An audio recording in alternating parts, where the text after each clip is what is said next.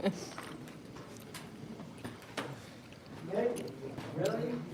Yeah. What do you mean I don't get in the line? We're reminded, man. Yeah.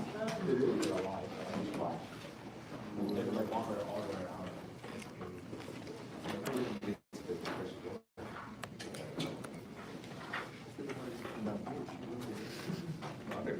If I don't. What? Nine possessions. No.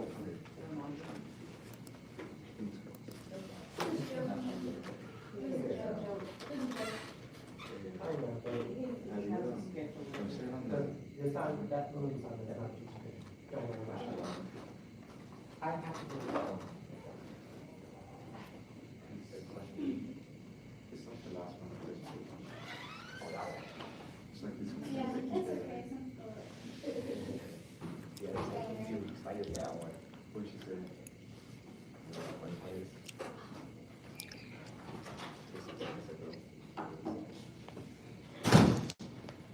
Yeah, it's a reaction.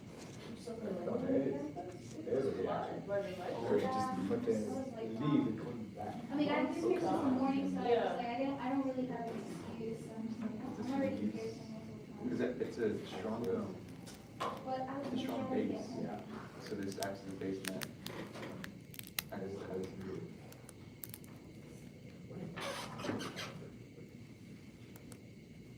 So like, wouldn't this do nothing because that's a base?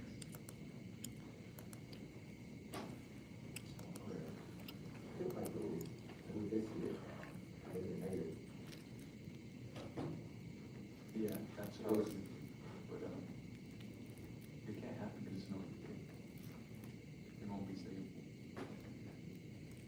But this can't happen without it being.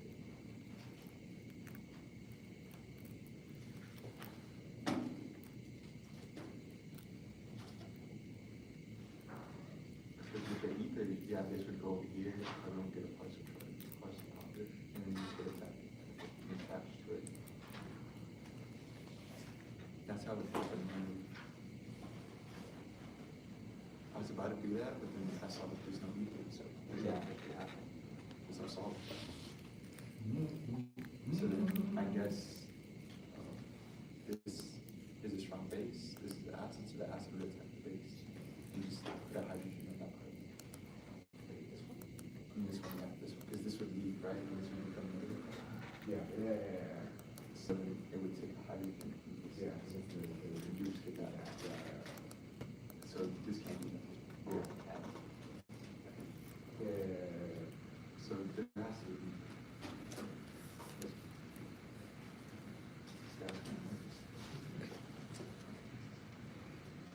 But for this one too, this acts as a ether, right? It's not ether. It's not ether.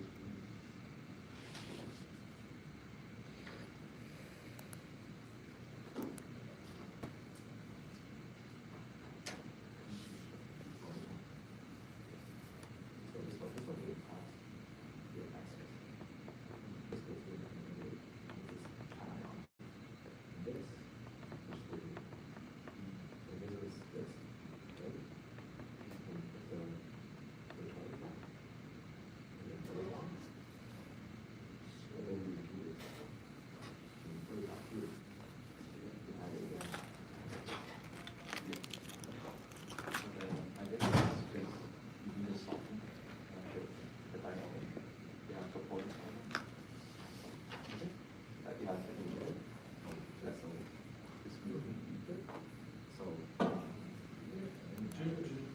Okay, guys, let's see.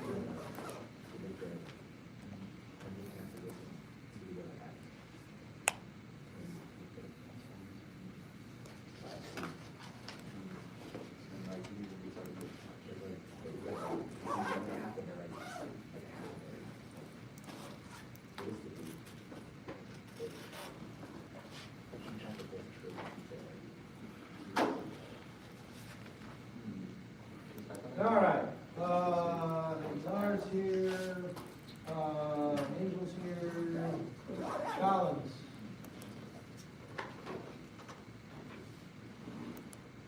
Cordova. Cruz. Here. Gotcha.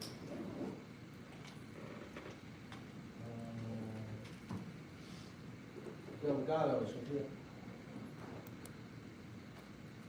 Dunes. Garcia, Carolina. Sandra Hernandez. Some people missing today. Ciara Lee. David Legal. Lopez. Next man, go ahead.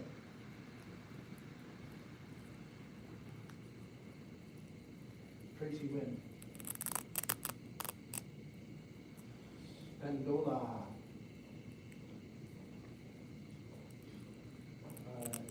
Quinones, Cassandra. Skinner. Tran. Estelle. Gotcha. Rosa Evans, no. Enriquez. No. And you are? John Kurt, Kurt. I just added last week. Gotcha.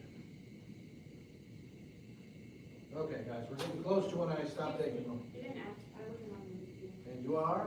I'm Fatima Morales. Morales. Gotcha. Anyone else? Sorry about that. Did you get me? Peter Tran? Yeah, I just called your name. Okay. Yeah, I had to mark as absent.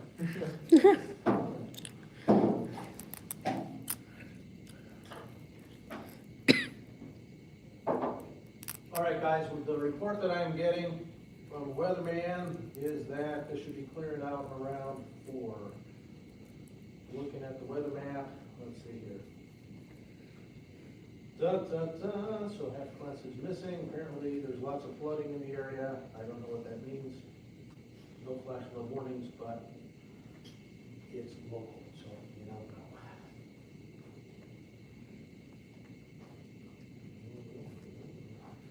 Yeah, it's looking like we are clearing out.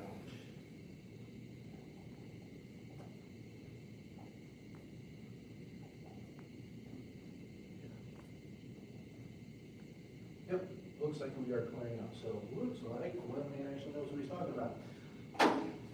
Somebody works for an energy company. If you can't get a job as a weatherman working for the energy companies, then you go work for the National Weather Service. You get the pick of the litter. Either way.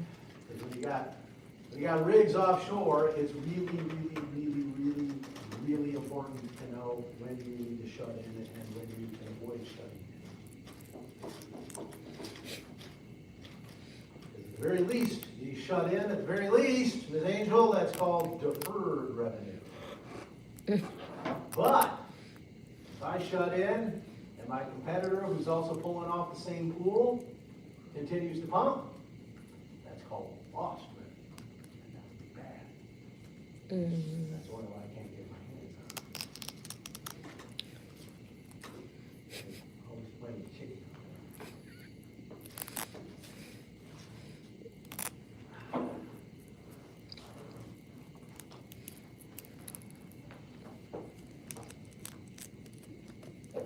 That rig once blew out one of our service hands. What you need it for? Just get him out of here. Okay, you gonna pay for him? Yeah, we'll pay for him, no problem. Flies him out. He's sitting on the rig 1 day, 2 days, 3 days.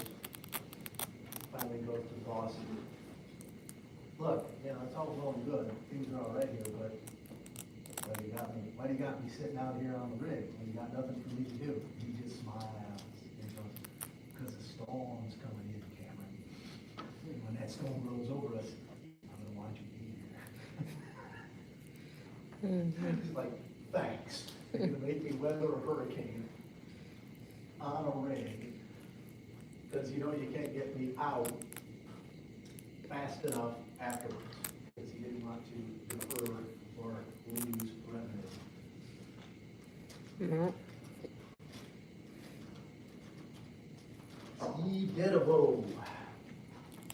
All right, guys, so let's see, where were we? We were talking about what makes a science, correct? And we ran down through 4 characteristics. Anybody tell me what they are? Observation, logic, and logic is what, 2 types? Induction and Deduction.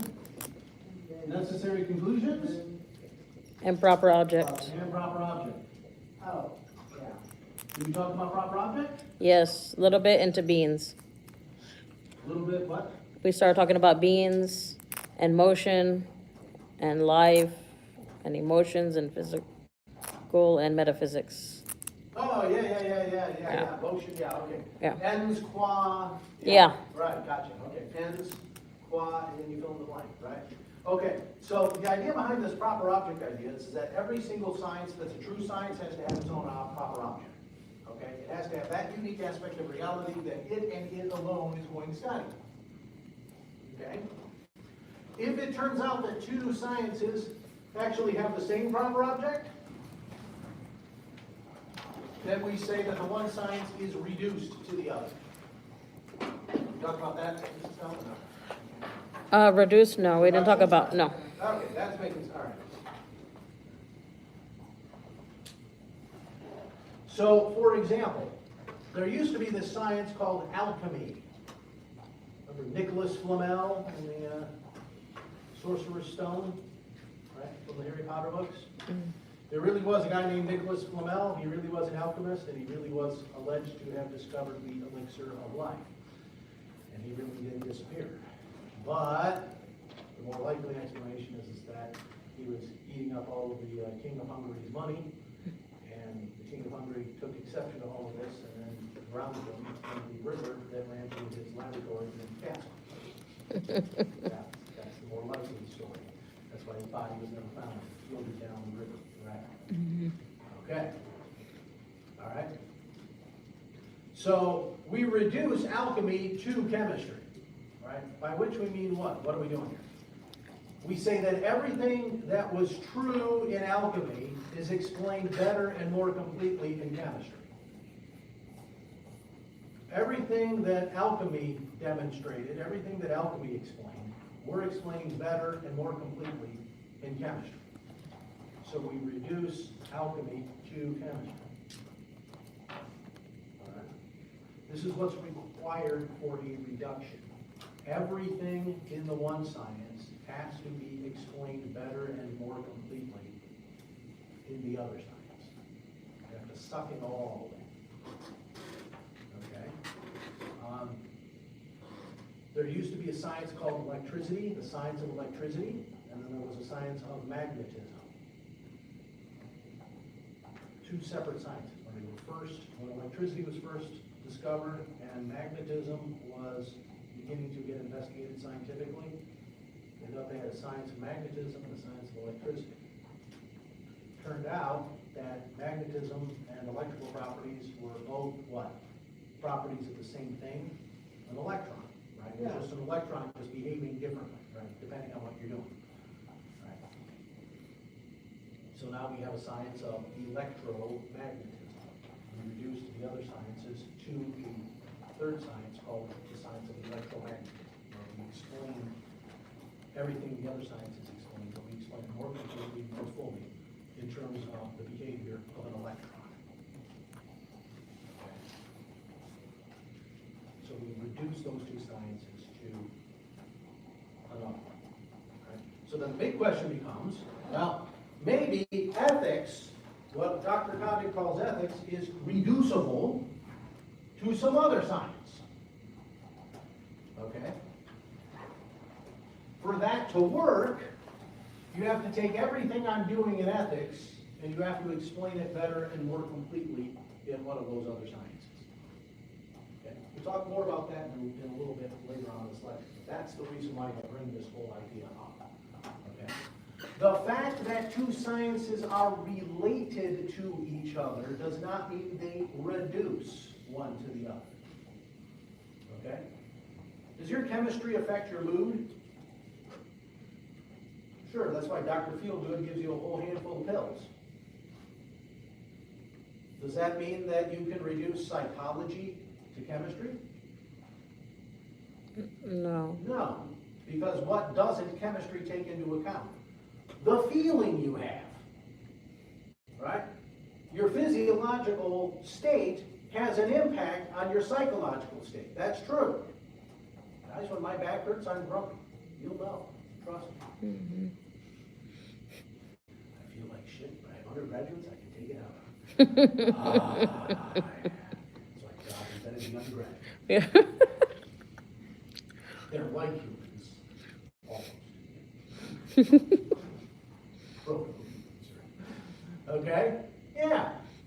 Okay, so look. Yeah, your physiology affects your psychology, but you can't reduce psychology to physiology. There is not, strictly speaking, any such thing as a happy pill. A pill that literally embodies happiness. It doesn't happen, right?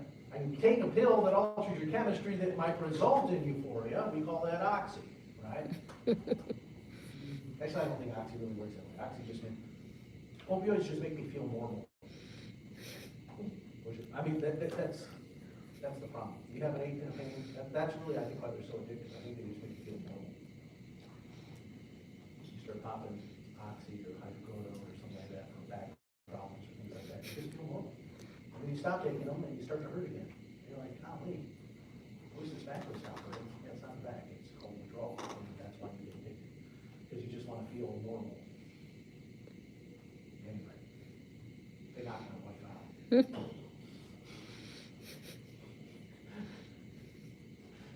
Can you let her drive a golf cart? I'll let her drive a remote. It's better if I do this. Yeah. She wants a drink, I have to give it to her in a sippy cup. Can't drugstore with an open. All right, yeah. Okay, there's literally not such a thing as liquid happiness. There's a chemical that can produce happiness in you, but happiness is distinct from the chemicals or the chemical change that's occurring in you. Even though they're obviously intimately related, you cannot reduce psychology to chemistry. They're talking about different things. Yeah. Okay, they're talking about fundamentally, so they're related to each other, but they're not reducible to each other. So the fact that psychology or sociology might impact your ethical decision making, the fact that how you feel, psychology, or how you've been raised, sociology, impact the moral judgments you make, that they can influence the moral judgments you make. From that simple fact, it does not follow that I can reduce ethics to psychology or sociology. I haven't done that yet. You'd have to show me how everything in ethics is reducible to psychology or sociology. The way you had to show me that everything in alchemy reduced to chemistry, or how everything in electricity and magnetism reduces to the behavior of an electron. Okay? If you can do that, then you're right. If you can't, you're not. Okay?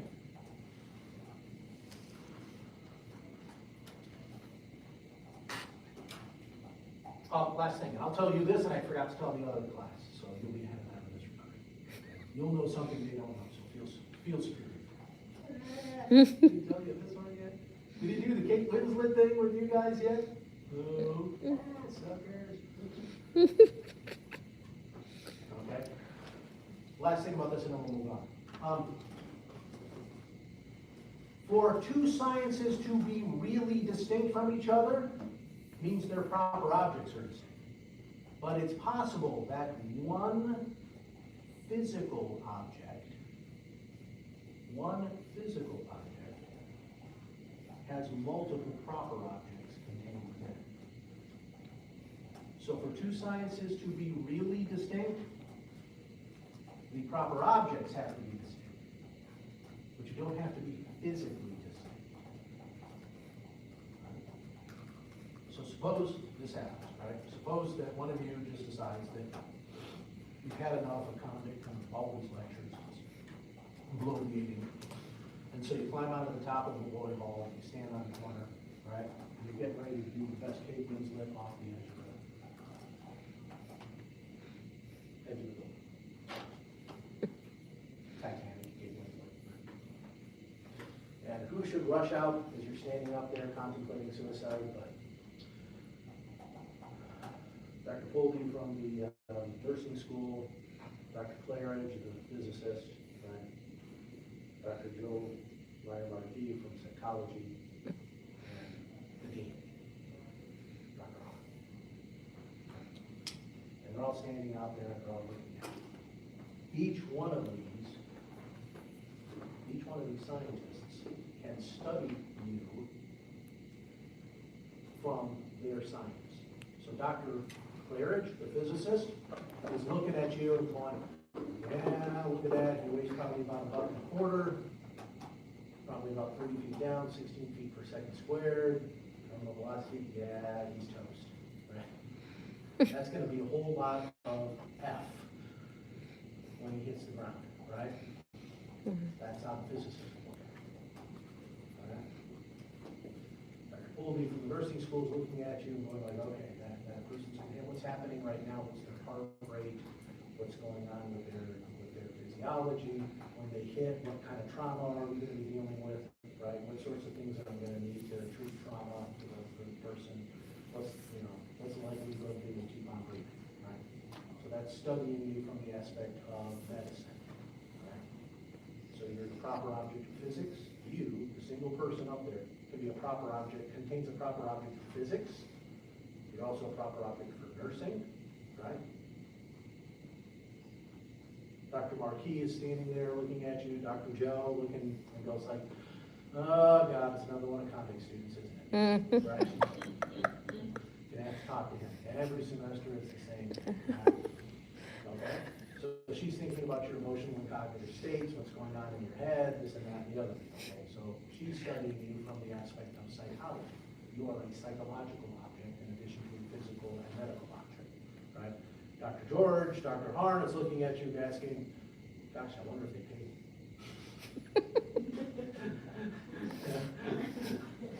Get the tuition first. Yeah, did the check clear? I'm just teasing. Dr. Harn will be very concerned for you.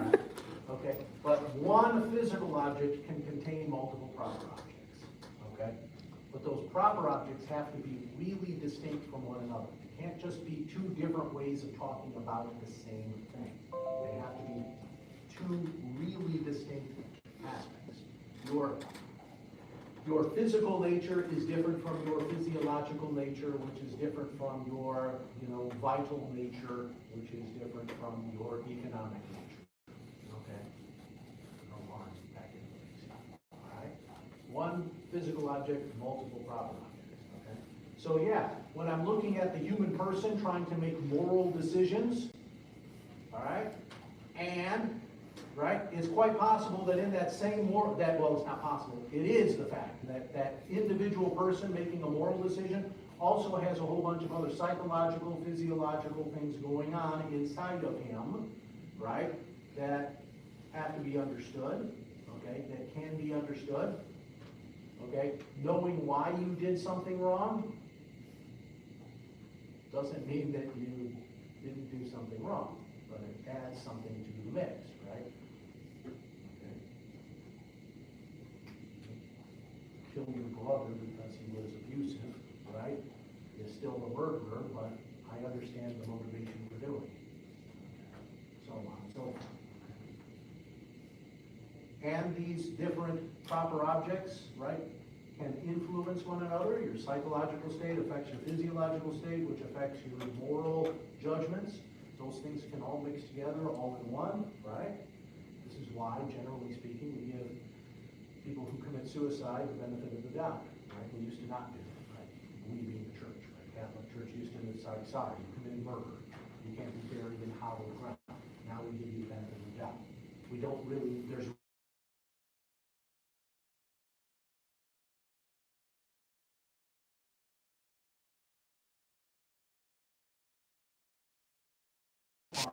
probably some kind of imbalance going on. Okay.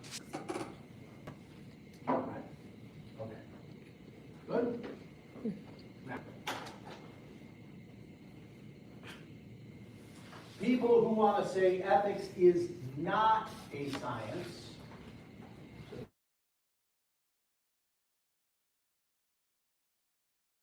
Ethics is a science. People who want to say that, no, convict's wrong, it's not a science, usually go after one or the other of these things here. Either they claim that it has no distinct proper object, or they claim that there is no such thing as an inductive moral insight. They claim there is no such thing as an inductive moral insight. So you remember the difference between induction and deduction, right? In a deductive argument, you start with premises, deducere, led out from the premises to a conclusion. Right? So you start from some premises, and given the truth of the premises, and given that they are correctly connected, right, one premise is valid, those premises lead you to the conclusion. You're led out from the premises to the conclusion. Okay? But then I ask, well, how do you know the premises are true? Is this ringing a bell? How do I know the premises are true? Well, one way to prove the premises is to construct another deductive argument that proves the premises. But does that really help us? Not really, because then what happens? You can ask me, well, how do you know those premises and the other argument are true? And then I got to create another argument and so on and so forth, okay? So this is why you have to have induction. This is why induction has to be a thing, right? Because deduction works, we know that, well then induction has to, but it requires induction, where you are led into an insight. You are led into, the truth of something is laid bare to you.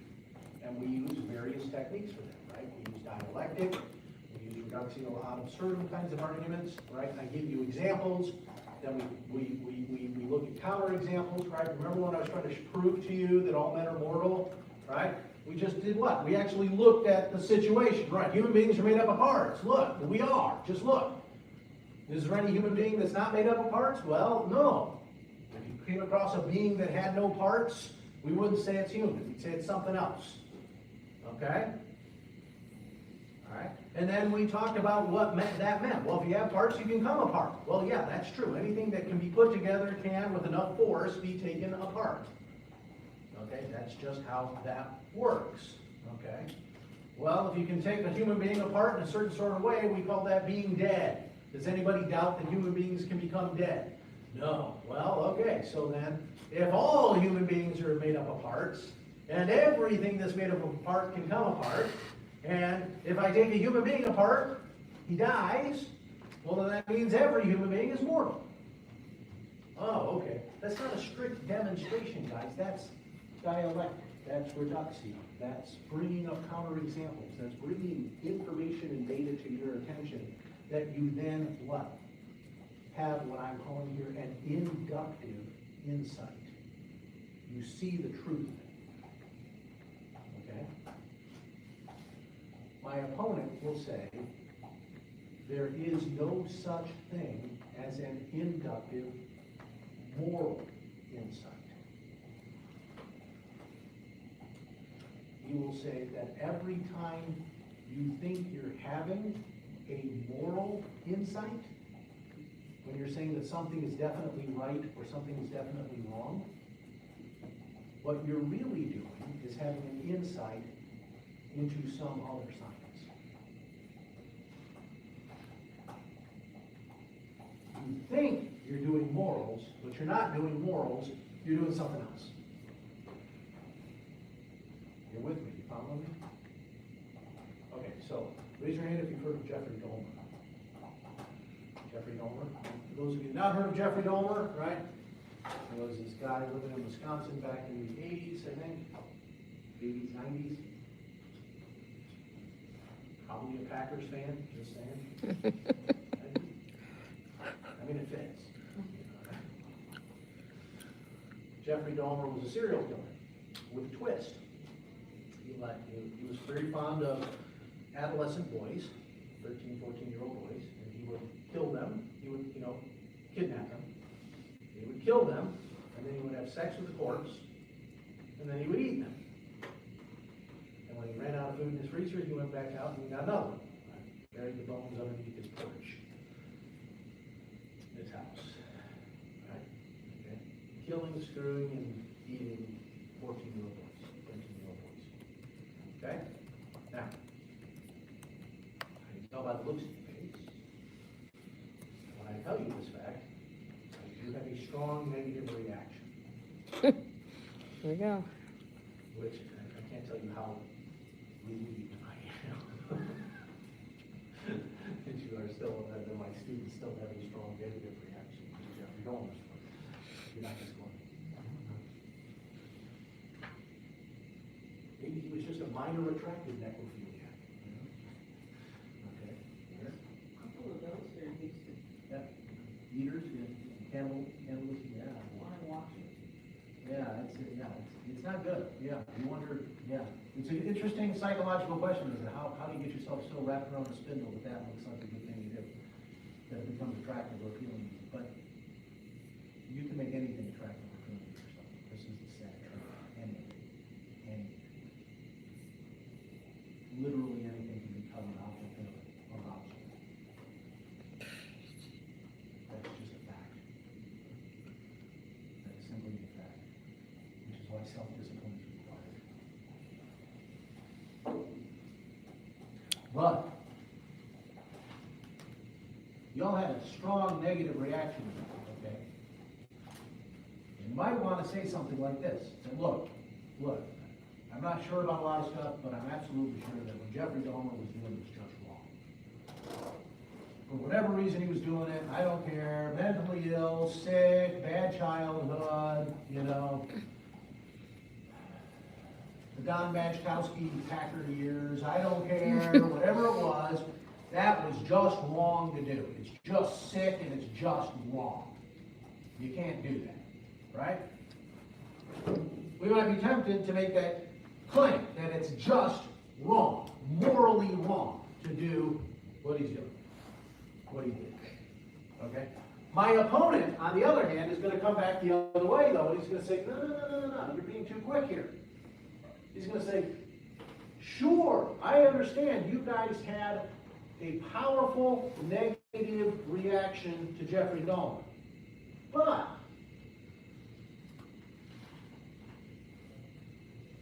what's really going on is not a moral judgment, but a psychological judgment. There's really two alternatives.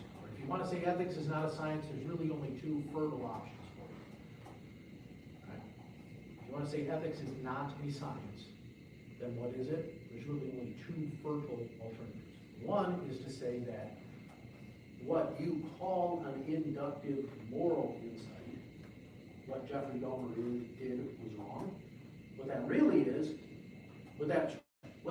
is just a report. You're just giving a report on your psychological response to his behavior.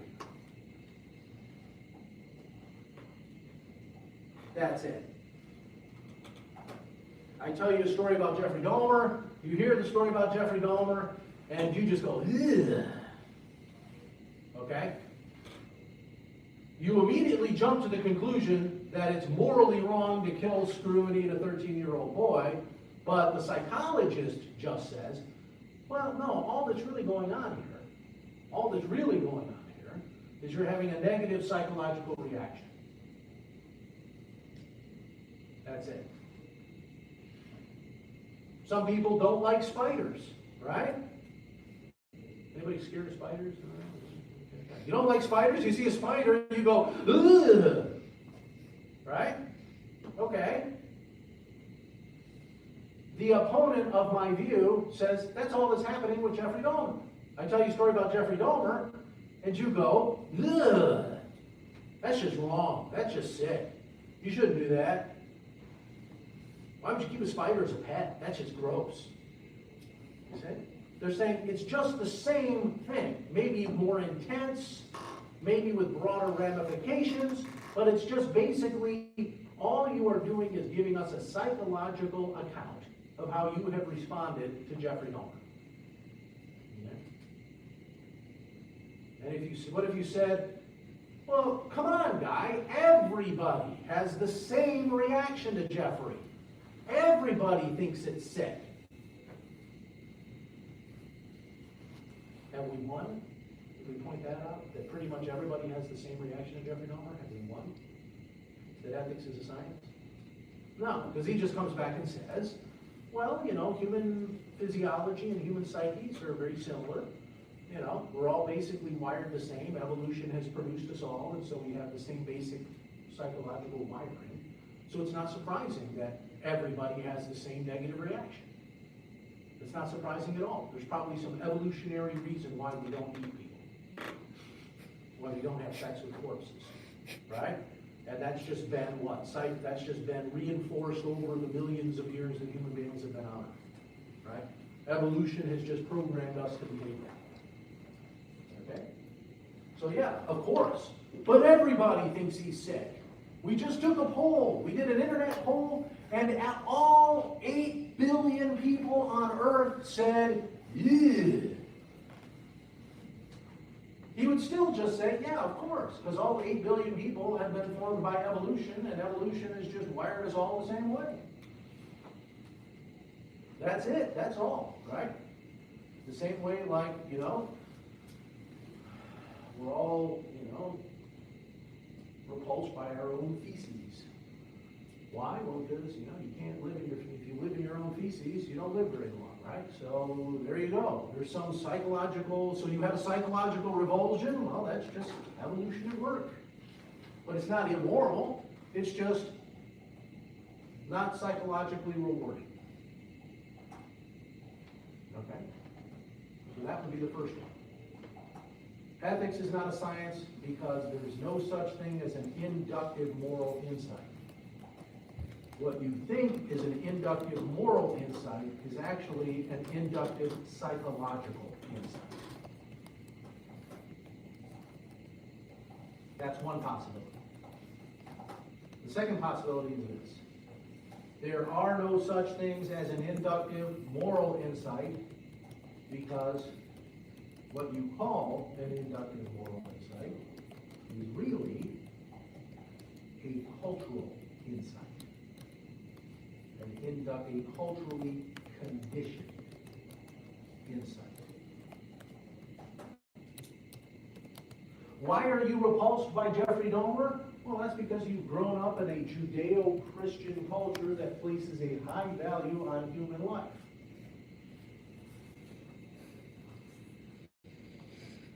You have been conditioned by your cultural upbringing to what? Value human life, to value that life that you call innocent, and so the taking of an innocent human life is repulsive to you. Yeah. Okay, so my question is that, animals don't even talk and they don't act like that. Like birds. Yeah. If they're, let's say, like a husband and wife, and, let's say, like the wife of the bird goes and cheats, whatever, they all come together and they fight and they kill the bird. So, even in their community, they have their own, whatever you want to call it, whether morals, whether ethics, whether whatever. You call that moral ethics, but they have Right. But, yeah, go ahead. The animals are better than humans then? This... Well, you just say that evolution has disposed them to behave in certain ways that are beneficial to the flock. It's not that they're morally outraged, it's just that, some animals will eat their young when it's necessary, right? If it's a question of survival of the mother, right? They'll eat their young, right? Cold snap, doesn't have enough food to feed, they'll do everything they can to feed their progeny, but if it really boils down to it that they just can't do it, some animals will eat their young. If you ever raise guppies in a tank, right? One of the problems you have with guppies in the tank is that once the guppies hatch, you gotta pull the mama guppy out of the tank, or else she'll eat her young. Mm-hmm. their food, she will eat her own spawn. Right? Because normally in the wild, what happens, you know, she drops her eggs and then she leaves, and then, you know, she's far away, and then the fish hatch and do their own thing. Well, in the tank, they got nowhere to run, so they eat. They just circle back around the tank and they go, ooh, look, food. And they literally eat their young. Right? They eat their young. So you have to pull them out of the tank. Once you have fertilized eggs, you pull the male adult guppies out of the tank and put them in another tank. Yeah, so I think what they're just saying here is it's not a moral thing for the animal, it's just evolution is disposing. And they would just say, yeah, that's just more evidence that it's the same thing for us, right? We have certain responses, and we can see even animals have similar or analogous responses. See, that's just proof that it's just a psychological or, you know, physiological hardwiring. It's just wired into us. Okay. The sociologist takes a slightly different tack. He says it's not a psychological response, it's a culturally conditioned response. You've been raised in a culture that's taught you to value certain things. You've been raised in a culture that's taught you to value certain things. And when somebody behaves in a manner contrary to your culture's values, you have a negative response.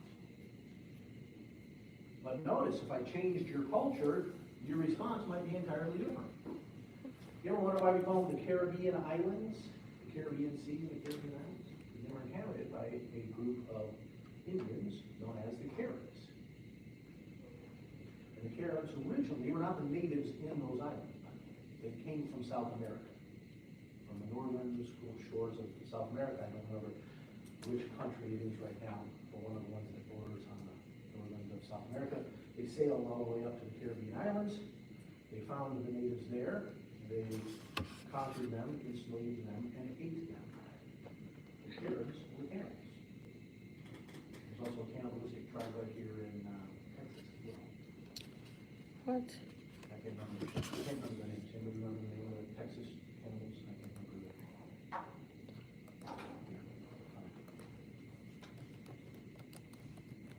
The descendants of that tribe don't like that very much. It's actually been conclusively 100% physically. It's been proven beyond any shadow of any doubt. Their remains have proteins in their bones that can only come from eating of human flesh. So we know. Anyway. The Caribs were cannibals. Remember the Pirates of the Caribbean movie with Jack Sparrow on the island? Yeah, that's what they were playing off of. They were cannibalistic tribes in the Caribbean islands, right? If Jeffrey Dahmer had lived among the Caribs, they might have made him chief. You see? What we're horrified by in a different cultural context might be praised. So you're not really making a moral judgment, you're making a culturally conditioned judgment. You're not giving a report on a moral response, even though you think you are. What you're really giving is a report on your cultural conditioning. That's it.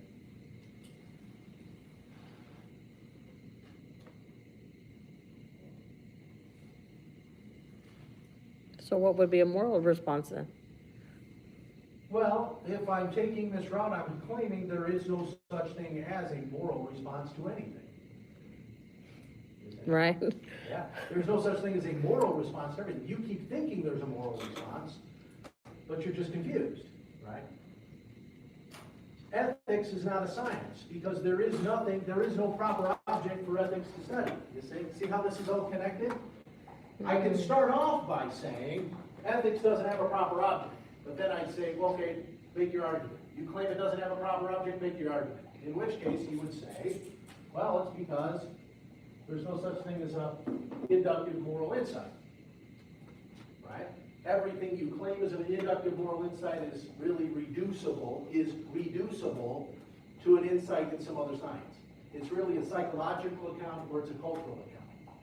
Or I can start from here and say, those inductive moral insights you think you have don't exist. All you're doing is bad psychology or bad sociology, right? In which case, you conclude that there's nothing there for ethics to study. Okay? So what I'm doing in this, by this account, I have literally nothing to teach you in this class. If my opponent is right, then there's literally nothing for you to learn in this class, because there's literally nothing to be taught. I'm just, you know, the wind and the storm. I'm just bloviating. Okay. Keep playing on DraftKings, guys, you're not missing a thing. Okay? So there's a lot at stake here, right? This literally says ethics is not a science, and if ethics is not a science, then there's literally no such thing as ethics. So when I asked you at the beginning of the class, is ethics a science? And that would be these are your options. This is it. If you don't think ethics is a science, then your options are ethics is replaced by psychology, in which case, you know, study psychology, or it's replaced by anthropology or sociology. Right? There's no such thing as right and wrong. There's no such thing as morally good or morally evil actions. If I take the psychological route, I'm going to say what? There's psychologically rewarding actions and there's psychologically repulsive actions. That's it. If I take the sociology route, then I'm saying there's no such thing as morally good or morally bad actions. I'm saying there are culturally conditioned responses. Which of these two arguments do I think is better? I think the sociological argument is better. I think it's more sophisticated. Why? Because it can account for things like this. Sometimes you will want to do something, but you think you shouldn't. But you do it anyway, and then you feel guilty. Well, what's going on there? The psychologist has a real hard time accounting for that. Conflicting passions or whatever. The sociologist has a perfectly good answer. Well, that's just a conflict between your psychological desires and your cultural upbringing. Okay? There's dissonance there. Okay? You want something, but your culture has told you it's bad. You shouldn't have that. Jeffrey, don't eat the children. Okay, Mom. And then when he does, he feels bad, right? He's not sick, he just needs therapy. That's all. He's not a monster, he just needs therapy. He needs to find a culturally acceptable outlet for that urge. You know, become a fry cook or something. I don't know. A mortician.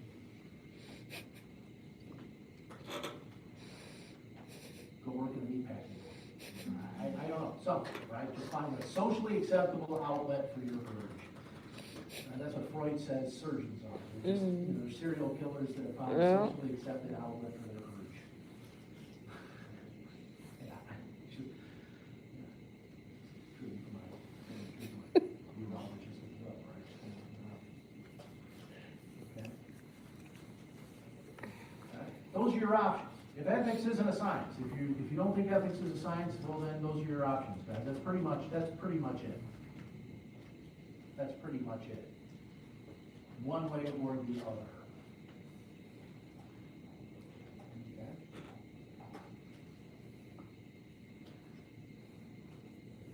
Are we good so far? Kind of see where it's going? So there's a lot at stake here. There's an awful lot at stake here. The question of ethics as a science is not just simply some academic exercise, right, that we can just kind of leave the room and ignore, right? Either there is something we can actually study in ethics, and we can actually study it, right? We can have moral insights into things, right? Or we can't.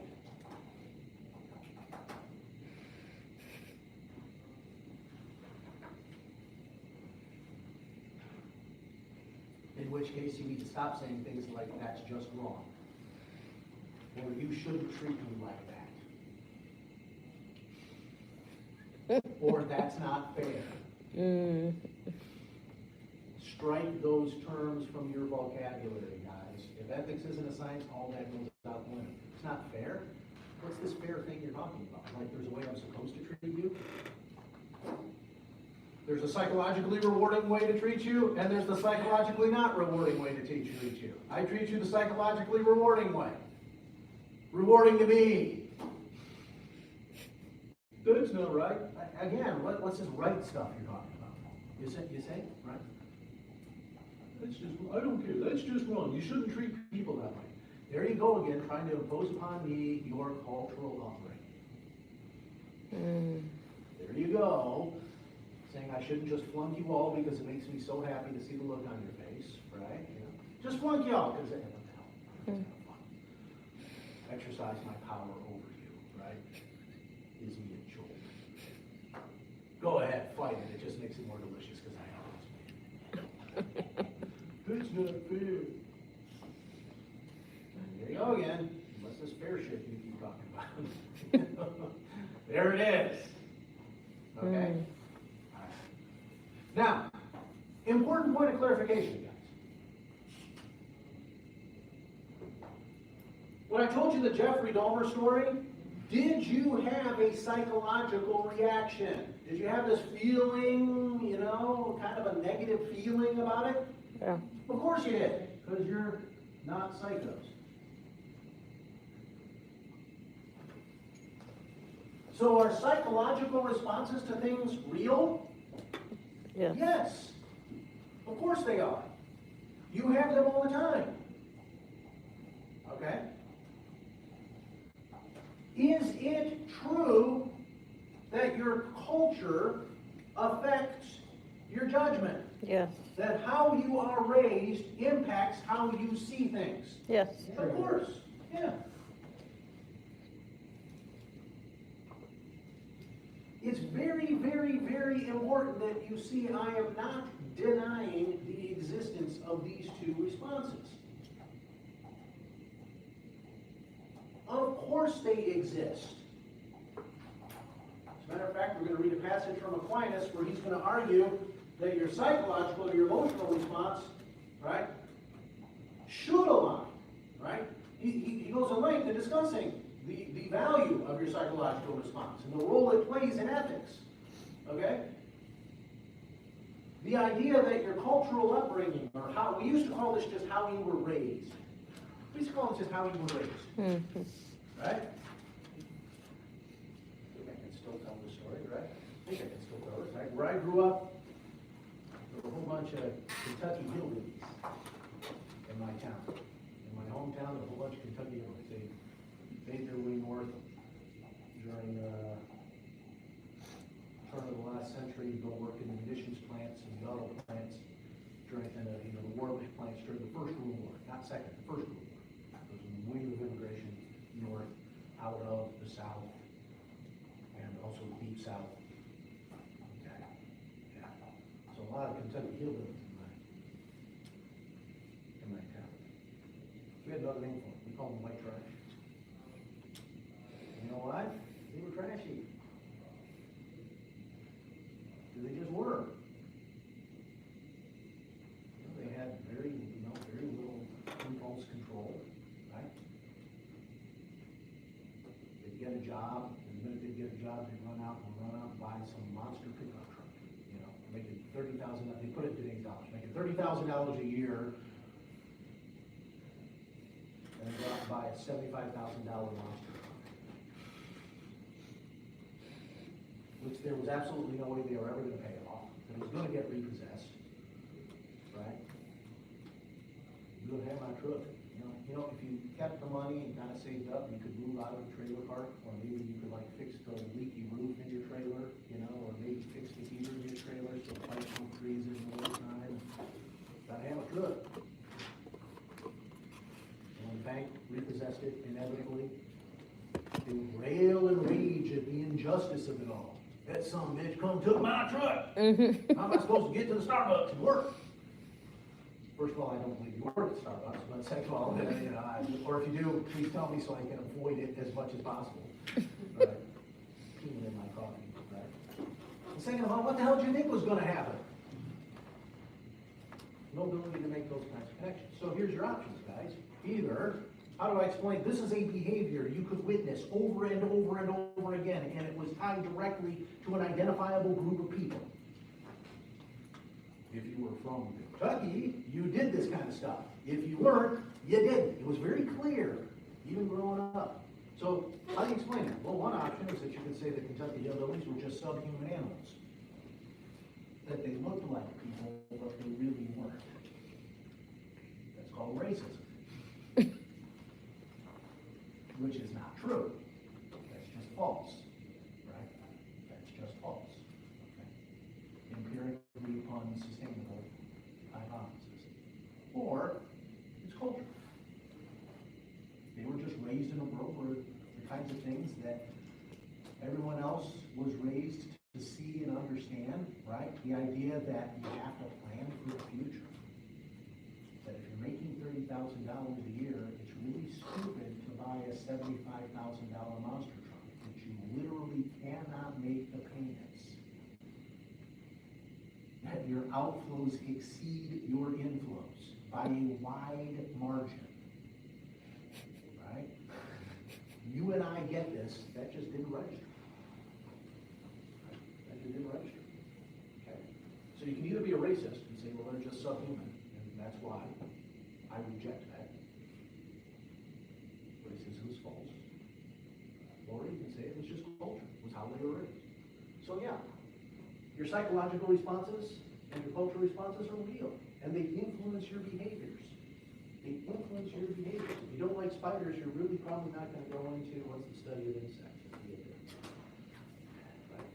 Not ornithology, that's one of You're not going to, you're not going to be insect. You're not going to be the spider keeper at the Houston Zoo. Okay. Of course, this is true. Okay. So I'm not denying these two. All I'm saying is, in addition to those two,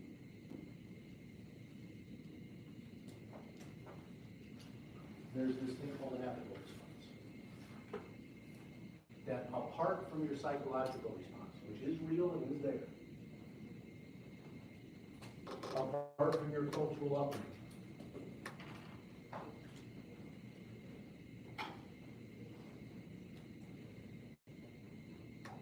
in addition to those two things, there's also what your ethical judgments, your ethical response. That this is just as real as the other two, and that you can distinguish between them. That you have the ability to distinguish between them. You can tell when you're giving an emotional response, psychology, or you're giving a culturally conditioned response. How you can isolate those two and put them to the side and recognize the existence of this third one, this ethical. That's a real thing. One of my stories about hillbillies. My dad died at the funeral home. And I don't know if you guys ever been in a funeral home, but you basically have a series of rooms, right? So different, they can have 3 or 4 dead bodies in the same place, right? But they set them apart, in different rooms, right? So we were in the back making arrangements for my dad. The funeral hall, I had to walk out. As I'm walking out, I passed by one of the viewing rooms, okay? And these 2 hillbillies are coming out, 2 guys coming out of the room. They're kind of somber. And the one just turns to the other, as I'm walking by, the one just turns to the other and says, well, he was an asshole, but he was our And I'm like, right there, that just kind of summed up hillbilly culture. Yeah, he's an asshole, but he was our asshole. No one better mess with him. No one gets to pick on my brother except me. Yeah. No one gets to pick on my sister. That kind of you jackass, but he's our jackass. Yeah. I told that story to my mom. I'm like, I'm pretty sure no one's going to say that about Dad, Mom. It's safe.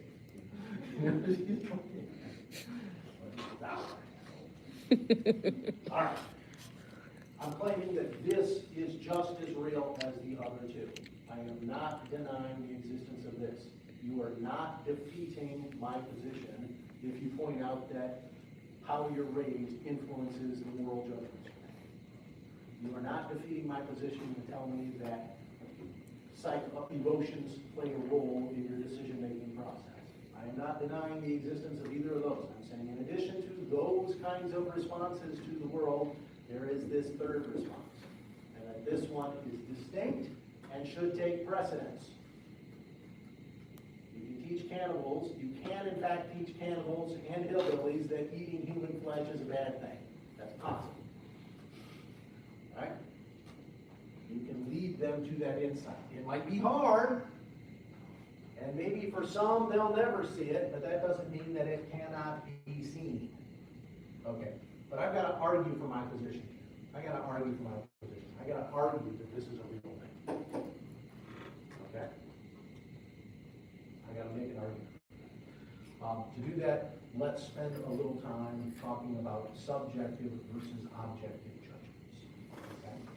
So I'm trying to argue that we have to add ethical insights to cultural and psychological insights. To do that, we're going to start by talking about objective versus subjective judgments. So definitions, you're going to want to write these down. A subjective judgment is an account of something as it relates to me as a subject, to you as a subject. A subjective judgment is an account of something as it relates to a subject. A subject here is what? A knowing, reflective being. So not a bird or an animal or any other. An animal that in knowing the world knows itself in its act of knowing.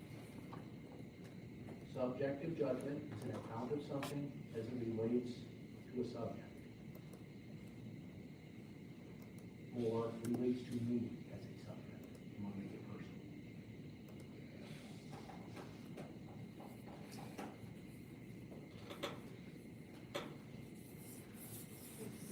Got it? Okay. Example. So we're in this room, right? And there's a certain amount of atmosphere in the room, by which I really mean a volume of gas in the room, okay? And that volume of gas in the room has a certain amount of heat energy.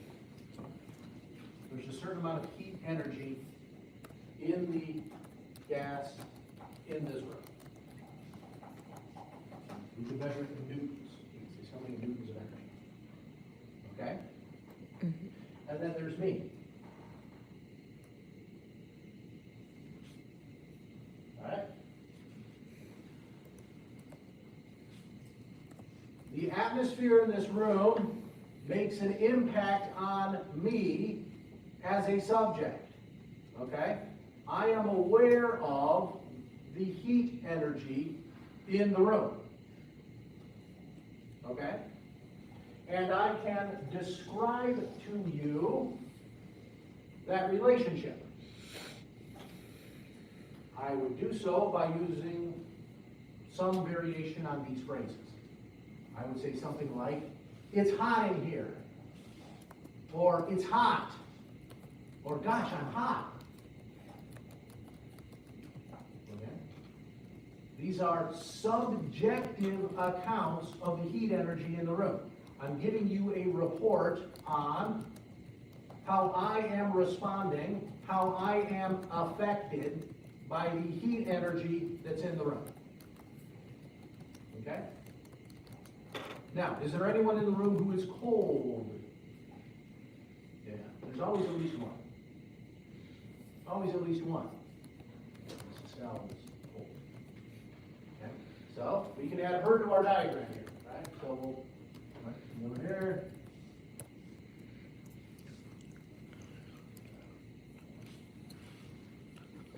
I draw the hoodie, but It's all good. kind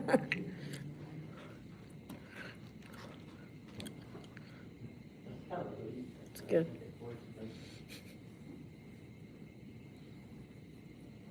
So I say it's hot in here, or it's hot, or I'm hot. She says, it's cold in here, or it's cold, or I'm cold, or I'm freezing, or something like that, right?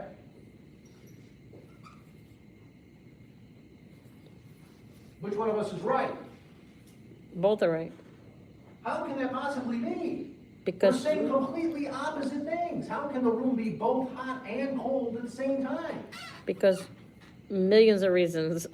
Your body is different than my body. Maybe something happened, like I'm wet, my shoes are wet, my jacket's wet from the rain, Can we so summarize all that down Yeah. into what we've just talked about? subjective. When I say it's hot in here, am I talking about the heat energy in the room, or am I talking about the effect the heat energy in the room is producing in me? Did I say that too fast? Am I talking about the amount of heat energy in the room? Or am I talking about the impact of the heat energy on me? The impact. The impact. So when I experience that heat energy, right, I give you my account of my response to that, or the effect it's having on me, right? The same thing. Okay, and I say it's hot in here, or it's hot, or I'm hot. It's burning up in here, right? Which is, by the way, always true in every classroom I ever teach in. It's never, ever, ever, ever, ever cold enough in the classroom, ever. Absolute zero gets close.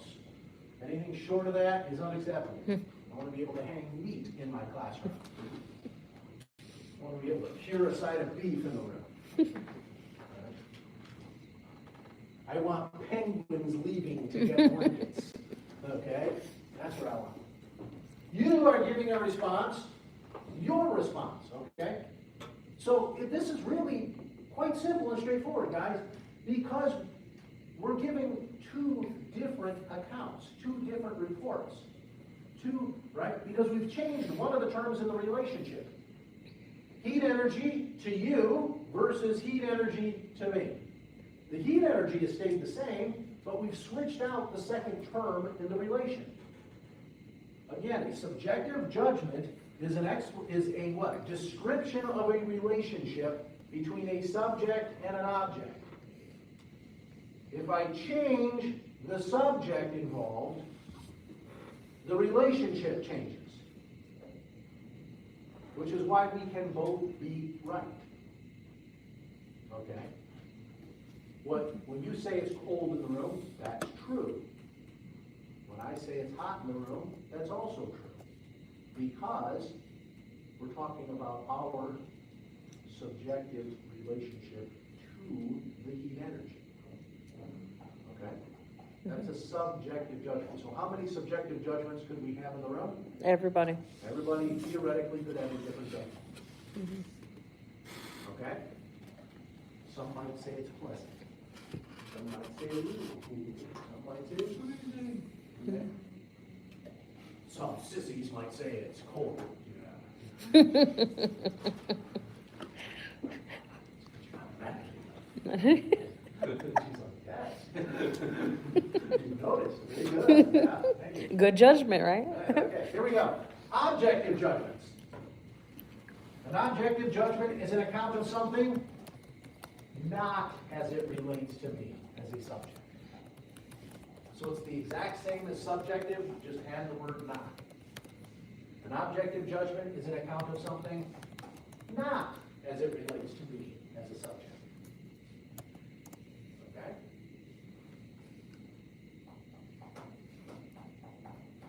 Another way of saying that, don't lose that first definition, it's really critical. But another way of saying that is you can say that an objective judgment is an account of how one object relates to another object. A subjective judgment is how an object relates to a subject. An objective judgment is how one object relates to another object. Okay?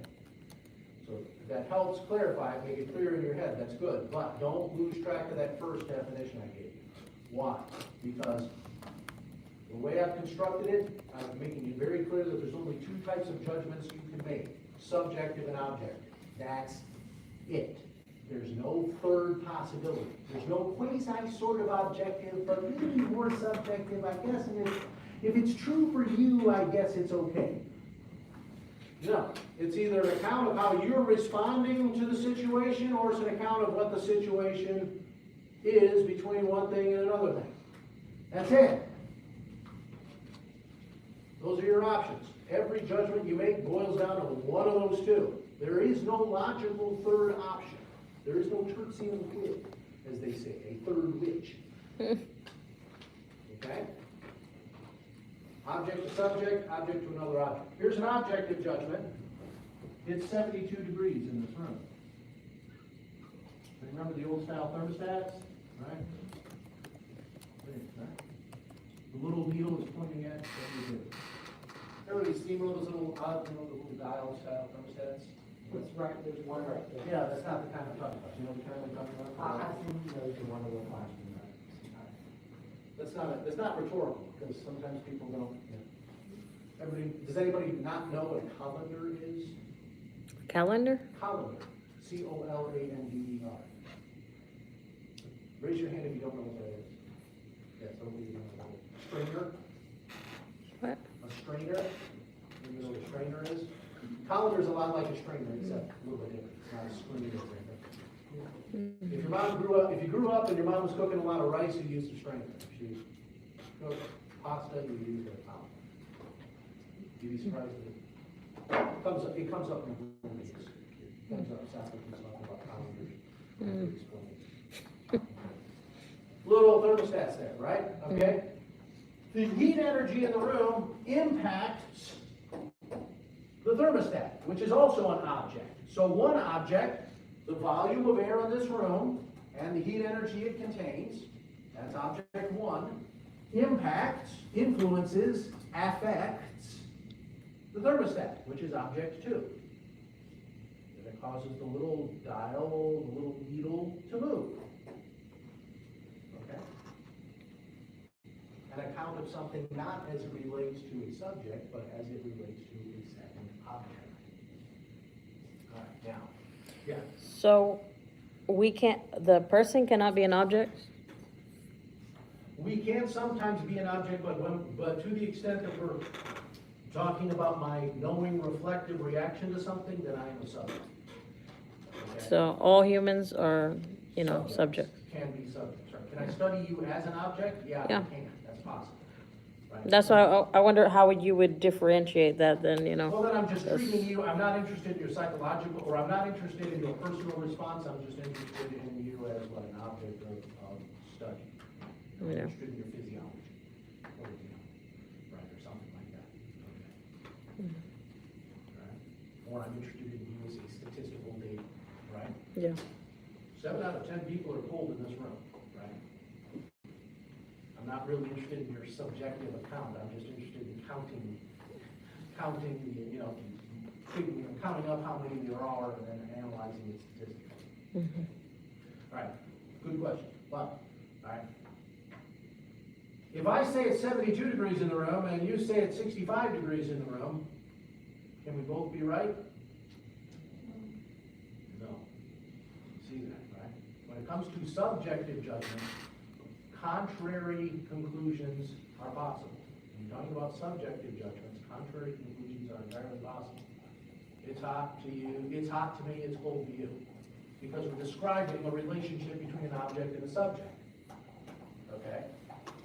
But if we're describing the relationship between this object and this one over here, that relationship exists one and only one way, and we're either right or we're wrong. We could both be wrong. It could be 78 degrees in the room, okay, but we cannot both be right. If we give a different number, 72, 68, one of us is wrong and the other one's right. Or, we're both wrong.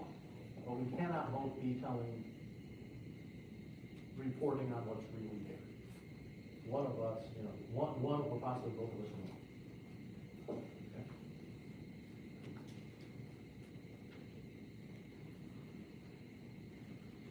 So, I'm going to tell you 4 things about these relationships. We're going to get through the first 2, and then we'll do the next 2 Thursday. And then we'll tie that back to ethics. Start in the back of your mind thinking, guys. In the back of your mind, don't answer yet, start mulling this around. What kind of judgments are moral judgments? Your options are, moral judgments are subjective judgments, or moral judgments are objective judgments. Start start blowing that around in the back of your mind, and start trying to figure out what you think, which way you want to go on that. We'll have to figure out which one's the right answer. All right, now, first thing I want you to notice about subjective and objective judgments. First thing is that both subjective and objective judgments are factual in character. They are both reports of fact. So, Stella, if you are cold in this room, that's simply a fact. Every bit as much as it's 78 degrees in the room, or whatever the temperature happens to be. Both factual in nature.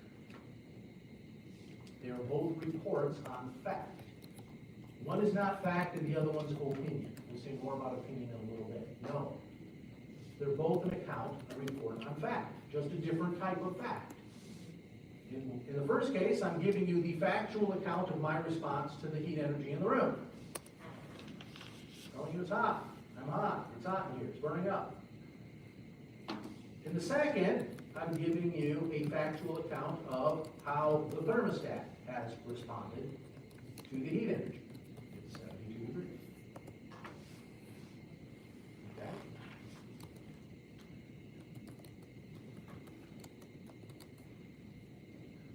If you're cold, you're cold. Hot, you're hot. My brother, right? My brother wanted to buy one of the big old Dodge Ram pickup trucks. Real big one, 4x4, right? Big old, gigantic, gas guzzling V10. Right, for all those big hills that he had to traverse on his daily commute in South Florida.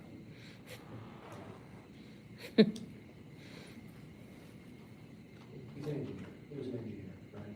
So he was sitting around at work and he talked to some of the engineer guys, you know, and he said, "Hey guys, you want to come see the truck I want to buy?" Right? We had like a literature from the dealer, right? "Come here, you got to take a looky at the truck I want to buy," right? And inevitably, you know, the guy would come over, take a look at it, and go, "You don't want to buy that truck. You don't want that truck." And he would go, "What do you mean I don't want that truck? Look, stand there and watch me lust after this truck.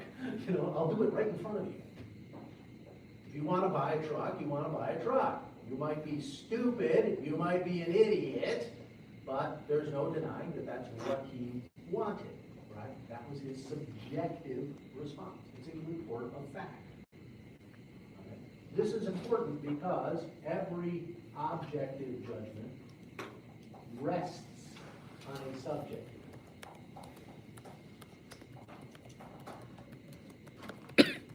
I'll do this quickly, guys, and then I'll let you go.